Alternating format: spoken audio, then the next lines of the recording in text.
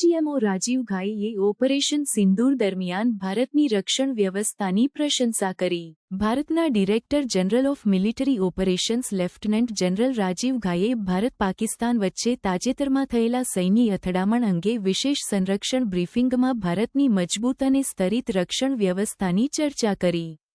તેમણે ભારતીય ક્રિકેટર વિરાટ કોહલીના ટેસ્ટ ક્રિકેટમાંથી નિવૃત્તિની નોંધ લીધી અને તેને પોતાનો મનપસંદ ક્રિકેટર ગણાવ્યો.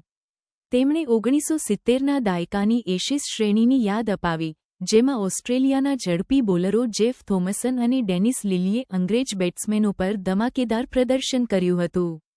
તેમણે કહ્યું, "ashes to ashes, dust to dust, if Thommo don't get ya, then Lillee must." આ ઉક્તિ દ્વારા તેમણે ભારતની રક્ષણ વ્યવસ્થાની ઊંડાણ અને મજબૂતાઈ દર્શાવી.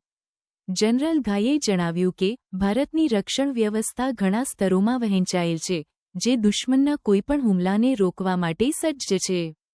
તેમણે કહ્યું, "જો તમે બધા સ્તરો પાર કરી શકો, તો પણ આ ગ્રીડ સિસ્ટમનો કોઈ એક સ્તર તમને અવશ્ય પકડશે." આ નિવેદન દ્વારા તેમણે ભારતની રક્ષણાત્મક તૈયારી અને તેની મજબૂતાઈ પર ભાર મૂક્યો. આ બ્રીફિંગ દરમિયાન, ભારતીય સેનાએ ઓપરેશન સિંદૂરના પરિણામો રજૂ કર્યા, જેમાં પાકિસ્તાન દ્વારા ઉપયોગમાં લેવાયેલા ચીની PL-15 મિસાઇલ અને તુર્કી ડ્રોનના અવશેષો બતાવવામાં આવ્યા. આ તમામ હુમલાઓ ભારતની સ્તરિત એર ડિફેન્સ સિસ્ટમ દ્વારા નિષ્ફળ બનાવવામાં આવ્યા હતા. વિશેષરૂપે, સ્વદેશી આકાશ એર ડિફેન્સ સિસ્ટમ અને કાઉન્ટર ડ્રોન ટેકનોલોજીની કામગીરીને પ્રશંસા મળી. આ સમગ્ર ઘટનાક્રમમાં, જનરલ ઘાઈએ ભારતની રક્ષણાત્મક તૈયારી અને તેની મજબૂતાઈ પર ભાર મૂક્યો.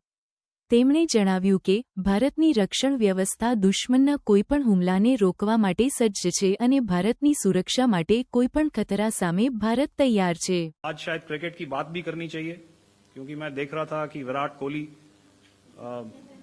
ने टेस्ट क्रिकेट से रिटायरमेंट ले ली.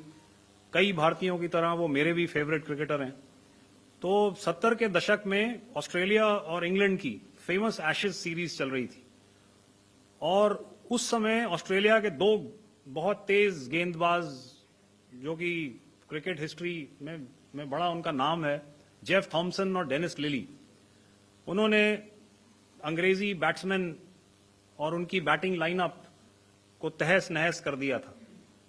और ऑस्ट्रेलियंस ने उस समय एक कहावत निकाली थी, that from ashes to ashes and from dust to dust, if Thommo don't get ya, then Lillee surely must. और अगर आप इस लेयर को देखें तो आप समझ जाएंगे कि मैं आपको क्या बताने की कोशिश कर रहा हूं. तो अगर आप सारे सिस्टम्स को पार कर भी गए तो आपको फिर भी एयरफील्ड या लॉजिस्टिक इंस्टॉलेशन या जो भी चीज को आप टारगेट कर रहे हैं, उसमें पहुंचने से पहले कोई ना कोई इस लेयर्ड ग्रिड का सिस्टम जरूर गिरा देगा.